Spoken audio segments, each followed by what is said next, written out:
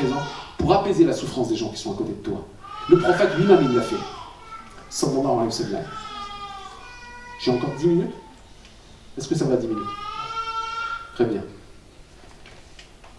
Qu'est-ce qui est important dans les ingrédients d'une foi qui est apaisée?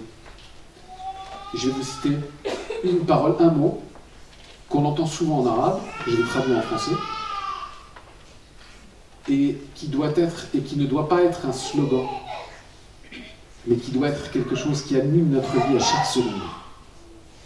Quelle est la condition de validité d'un acte en islam pour qu'il soit accepté? Quelle est la condition pour qu'un acte soit accepté par Dieu en islam? Là, l'intention. L'intention, le niya, et la deuxième condition. Donc l'ikhlas, la niya, l'intention, la sincérité, très bien. Et la deuxième? La conformité. La conformité au texte. C'est-à-dire que par exemple, je vais prendre un exemple, dans le domaine de l'adoration, là je suis dans le domaine du cultuel. Ce que je dois pratiquer dans mon culte doit être en conformité avec ce qui m'a été demandé. D'accord? Mais la première des conditions, c'est quoi? C'est la sincérité. La sincérité. Ce qu'on appelle en arabe al-ikhlas. Surat al-ikhlas. Il y a une sourate qui s'appelle Surat al-ikhlas. La sincérité. Je vous jure qu'être sincère pour Dieu, c'est un travail non pas de chaque jour, c'est un travail de chaque seconde. Chaque seconde, je dois me poser la question de savoir si je suis sincère. Si l'acte que je pose, dans ma posture, dans ma façon de parler, dans ma façon d'être avec les gens que j'aime, et que je n'aime pas, est sincère. Quand toi, mon frère ou ma soeur, tu mets en garde contre Foulaine, est-ce que tu mets en garde contre Foulaine parce que, contre un tel, parce que il n'est pas conforme à ce que tu penses, qu'il fait des erreurs théologiques réelles, ou parce que tu as une dent contre lui? Ah oui, la sincérité, elle pèse très lourd sur la balance. Et c'est quelque chose qu'il faut travailler sans arrêt, sans arrêt, sans arrêt. Est-ce que je suis sincère? Lorsque je vais à la mosquée, j'y vais pour moi? Est-ce que j'y vais pour Dieu? Ou est-ce que j'y vais parce que j'ai rendez-vous avec Ahmed? Lorsque je vais à la mosquée à pied, est-ce que je le fais pour avoir des hasanat ou parce que ma voiture est en panne? Lorsque je dis que j'aime pour Dieu, ou je t'aime pour Dieu, est-ce que je suis sincère? Tout ça, ça doit conditionner notre vie. La sincérité, c'est quelque chose qui doit dégager de l'image que je renverrai même aux hommes. Je prends un exemple qui va vous faire sourire, mais on est tellement dans le superflu des fois. Vous voyez, des fois, une publication sur Facebook rappelle de Salat al-Subh, la prière du matin. Salat khayrun min an-nawm, la prière est mieux que le sommeil. Tout est dit, d'accord ou pas? Vous voyez les petits commentaires en bas? Alhamdulillah, moi je l'ai fait il y a 10 minutes. Alhamdulillah, je l'ai fait depuis un mois. Mais on s'en moque. Mais on s'en moque que tu fasses depuis un mois, puisque c'est un acte entre toi et Dieu. On s'en fout, excuse-moi du terme. T'as pas compris que t'as pas de compte à rendre à ta communauté, t'as pas de compte à rendre aux savants, tu n'as pas de compte à rendre à un imam, tu n'as pas de compte à rendre à ton voisin. Tout doit être rendu à Dieu. Donc ça demande une intimité au fond de soi-même. Vous vous rendez compte ce que ça va chercher au fond de nous, la sincérité? On peut avoir fait plein d'actions dans notre vie. On pense qu'on a été sincère, on va se retrouver devant Dieu avec rien. Parce qu'on l'a fait pour d'autres raisons que celles que nous avons énoncées. Et vous voyez, le tawhid, l'unicité divine, le fait de plaire à Dieu seul, c'est cela. C'est pas un slogan, le tawhid. Quand on dit, moi, le tawhid que pour Allah, mon frère, si tu parles que pour Allah, tu vas parler moins fort, tu vas conseiller ton frère avec amour, tu vas éviter de le fusiller sur les réseaux sociaux, tu vas essayer de faire des doigts pour qu'il change. Ça, c'est le tawhid, mon frère. Ça, c'est aimer pour Dieu. Ma soeur. Donc l'unicité, la sincérité, pardon, elle implique cette posture. Quand tu vas à la mosquée, par exemple, dans tes actes d'adoration, est-ce que tu y vas pour Dieu? Lorsque tu es conforme, par exemple, dans ta façon d'être, on est dans des postures extérieures. Je m'excuse, je vais vous citer un exemple. Je voudrais juste qu'on puisse sortir de cela.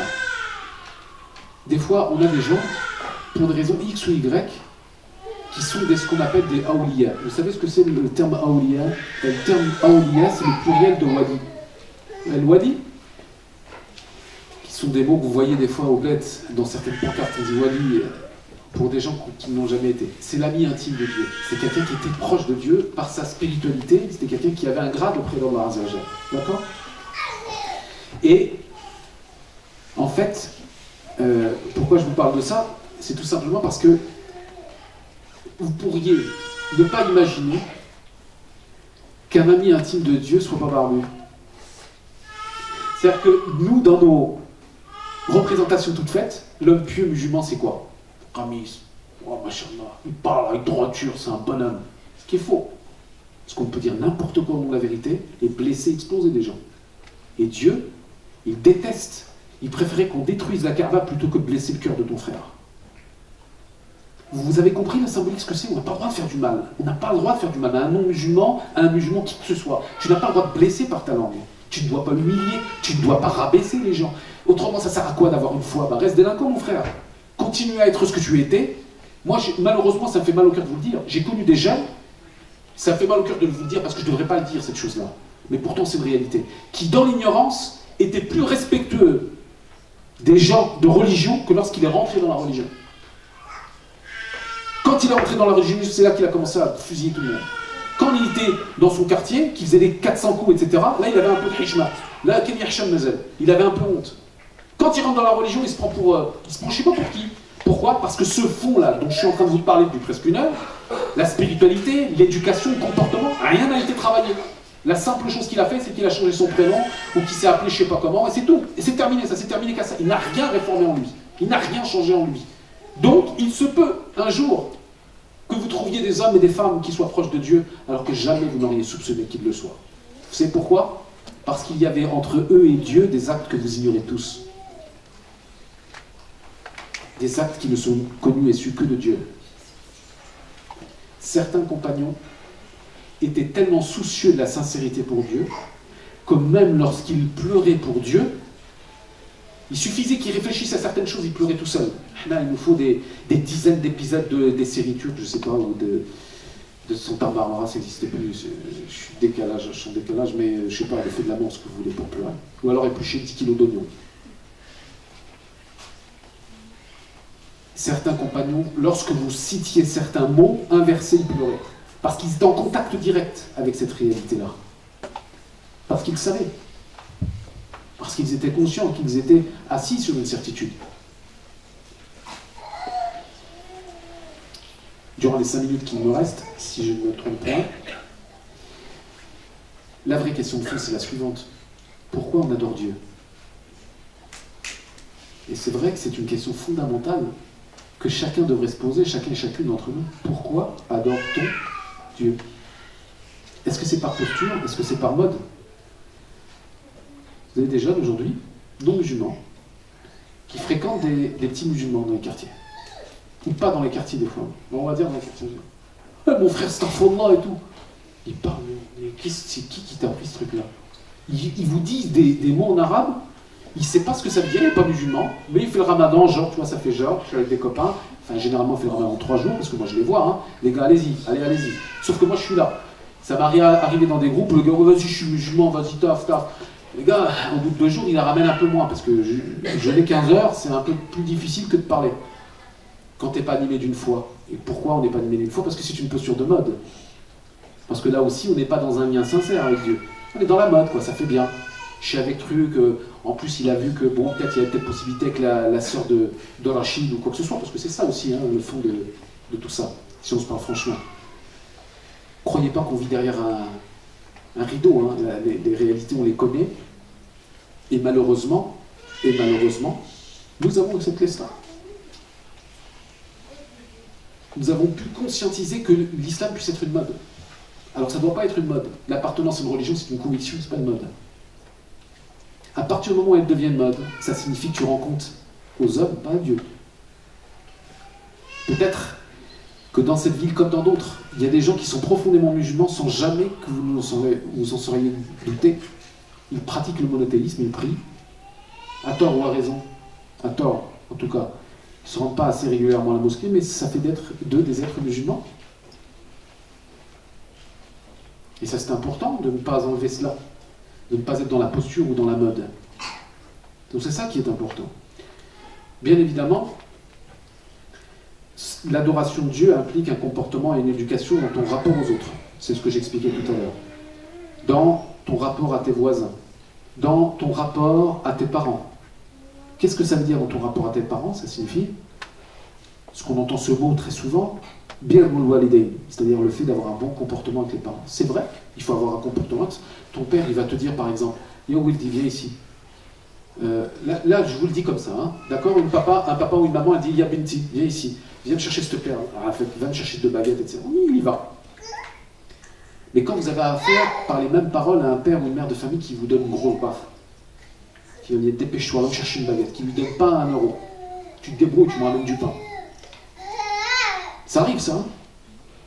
En fait, d'une façon implicite, on habitue l'enfant au trafic. Débrouille-toi, je ne veux même pas savoir d'où ça vient. Que toute sa vie, il n'a jamais entendu. Un frère converti m'a raconté une fois qu'il entendait un homme, il allait dans une famille musulmane et pendant des années, en fait, il entendait le père et la mère de son copain qui parlaient entre eux. Et à chaque fois que son père, le père du copain, il appelait sa femme, il dit « Ah, Sam'ia !» Alors un jour, il dit « Oui, au bout de plusieurs trucs et tout, il a dit j'aimerais bien un jour appeler ma fille Sam'ia. » Il dit « C'est quoi ce truc, Sam'ia ?» Sam'ia, je vais vous expliquer ce que ça veut dire. En fait, c'est pas un prénom. Ouais, Sam'ia. À chaque fois qu'il appelle, Sam'ia. En fait, Sam'ia, c'est pas un prénom. C'est qu'en fait, l'homme, à chaque fois qu'il parle à sa femme, il dit écoute. Ouais, écoute. Oh, écoute. Sam'ia, c'est un ordre impératif au féminin. Et lui, il a cru que c'était un prénom, en fait. Tellement qu'il n'y a même pas de mahabba dans la façon de parler. On ne cite même pas les gens par leur prénom, billah. Et lui, il a cru que Sam'ia, c'était un prénom, en fait. Tellement qu'il a entendu ça pendant des mois. Vous vous rendez compte? Vous trouvez des cultures où les gens se désignent par des termes affectueux. Ya Habibti. Ah non, on se dit non, c'est bon que pour les films libanais, c'est les films égyptiens, on l'a dit. Mais non, c'est une façon de s'adresser à ses enfants. Des prophètes, Ya Bonaïya, Ya Bonaïya. Il y a certains prophètes, ils désignaient leur enfant, à leur fils, ils disaient Ya Bonaïya, oh mon petit enfant. Oh mon petit fils. Vous croyez qu'on n'a pas besoin d'affection? Chacun d'entre nous, mari, femme, enfant, fils, on a tous besoin d'amour, on a tous besoin d'être aimé. Il ne faut pas se raconter l'histoire, ça fait partie des choses naturelles chez un être humain. Et la façon dont on désigne, ça en dit long sur la façon dont on t'estime, ou pas. Quand quelqu'un il va vous donner un conseil, il va dire écoute, viens là ma petite fille, viens là ma puce. Ben déjà votre cœur il est soumis parce que vous savez que celui qui va vous parler il vous aime. Vous voyez ce que je veux dire? Ça c'est important. Pendant des années, sous pression, on va aborder les choses telles qu'elles sont, on y reviendra dans la question, t'inquiète, je termine. Dans nos postures familiales, l'amour il était exclu. Le fait de dire à son enfant je t'aime, c'est bien, t'es une bonne machin barlek, ou quand il n'y a rien eu de tout ça. Par contre, quand il ramène une mauvaise note, là t'es un hma, là t'es un âme. Là t'es comment voulez-vous, un psychisme qui grandit comme ça, il est dévasté de l'intérieur. On ne peut plus continuer comme ça. Si on ne veut pas éduquer des enfants qui vont devenir des adolescents, qui vont devenir des adultes sur la base d'une haine, il va falloir qu'on puisse tout résumer, tout corriger depuis le début. Et il va falloir qu'à l'intérieur même de la communauté musulmane, il y ait des réformes qui se fassent. Et je ne fais pas référence au texte, je ne fais pas bien évidemment référence à la pratique. Je parle aux relations interpersonnelles, qu'on puisse apprendre à s'aimer, à se respecter. Je suis en désaccord avec toi, il y a non, il est où le problème? Ce qui me rassemble avec toi, c'est plus important que ce qui me sépare. Ce qui nous rassemble tous les deux, c'est plus important que ce qui nous sépare. Et éviter de se juger. Ouais, t'as vu lui comment elle est? Lui, il a, oh, c'est bizarre. L'autre a la machin truc, t'as vu comment il est peigné, il a le machin truc, etc. L'autre apporte pas. Chacun doit des comptes à Dieu. Je vous jure, chacun doit des comptes à Dieu. On n'a pas à rentrer dans ces choses-là. Il y a une intimité, je vous le dis et je vous le répète, parce que ça nous a tué ces choses-là. Il y a une intimité qui existe entre toi et Dieu et qui ne doit être partagée et vécue que entre toi et Dieu. Il y a des choses dans lesquelles on ne devrait même pas rentrer. Moi, j'ai vu des êtres ne pas correspondre à la conformité de ce qu'on pouvait attendre, entre guillemets des clichés, et qui étaient infiniment plus proches de moi, de Dieu que moi. Dans leur posture, dans leur façon d'être, Et ça demande de la modestie, il faut se regarder dans un miroir. Il ne faut pas être aveugle.